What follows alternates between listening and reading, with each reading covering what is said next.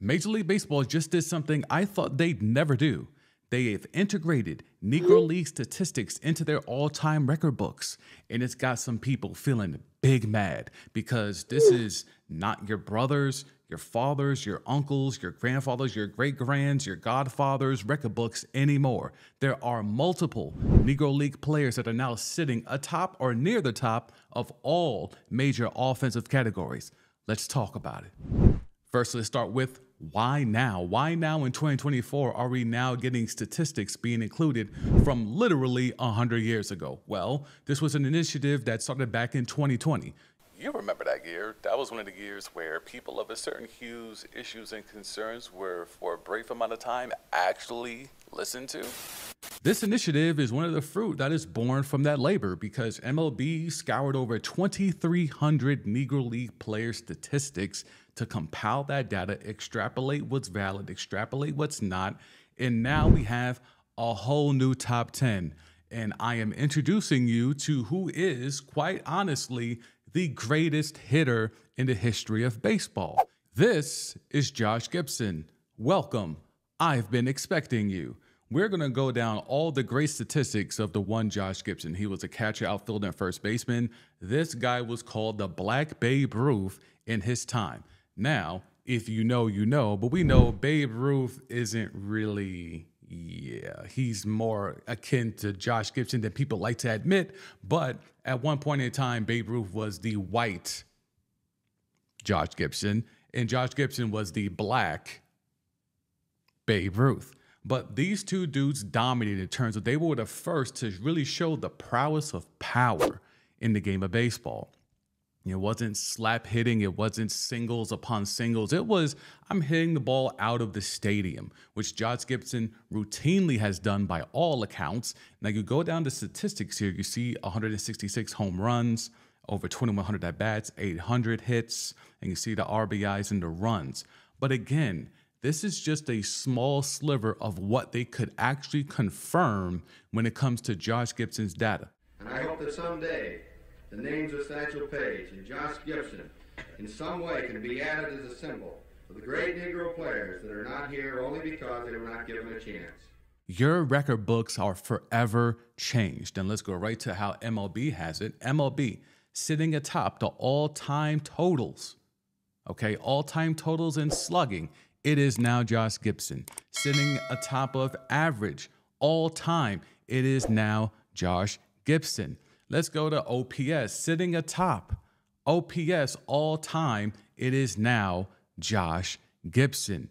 He is number one in 6 out of 8 categories after this tabulation and corroboration and extrapolation of stats have been compiled. He is now number one in OPS, slugging, and batting average all time and single season. Anything you see in bold on this screen means that he was the league leader in it, okay?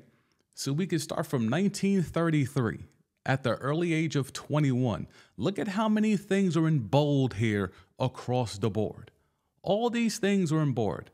On base percentage, slugging, OPS, even if you want to get the advanced analytics, OPS plus, home runs, ribbies, triples, hits, year after year. Look at this. 8 years, what's this? 8 years, 7 years in a row, he led the league in home runs. 7 years, 6 years in a row, he led the league in RBIs. 5 years in a row, he led the league in slugging. Now, this is the Negro League. So, again, we're focusing on the Negro Leagues. But again, there's been the real high contention in regards to, well, what was the competition level of the Negro Leagues? Well, there has been a long-standing notion as long as I've been alive, which me as an 80s baby, I was still into baseball growing up. So I heard a lot of stories and read a lot of books and watched a lot of movies and documentaries. There's always been a notion that the Negro League was a lesser league, that the Negro League was an inferior league because all the best talent was in Major League Baseball. Segregation be damned, okay?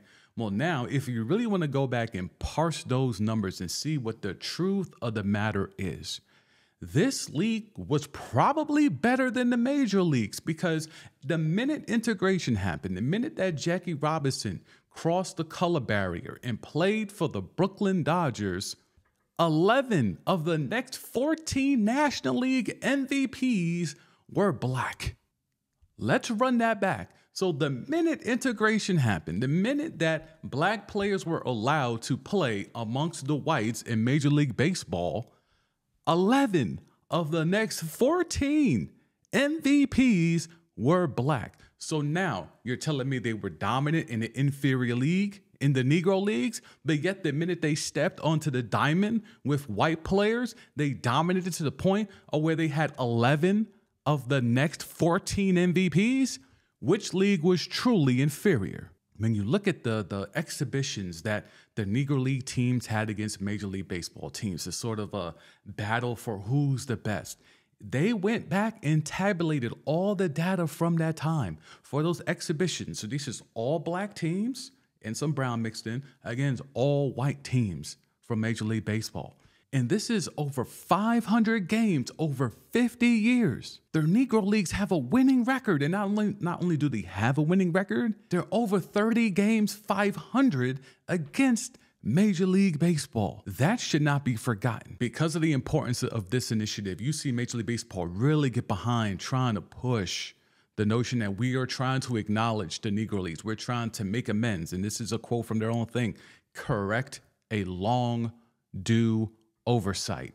This is what Major League Baseball is trying to do. And it even goes to the point of the video games. They're getting into the video games and they're trying to teach the younger people about the Negro Leagues. And you get it through MLB The Show. The last 2 editions have had, separate storylines where you could create and go through and play as Negro League players. And you can get achievements, you can get rewards, and you learn through vignettes with interviews and through footage of who these players are and who they were and how important they are to shaping the game that exists today. So Major League Baseball is trying to make amends. They're trying to push, to get more young people, their young fan base that are growing up and knowing less and less about the history of the game. Because let's be real, baseball is not the sport it once was.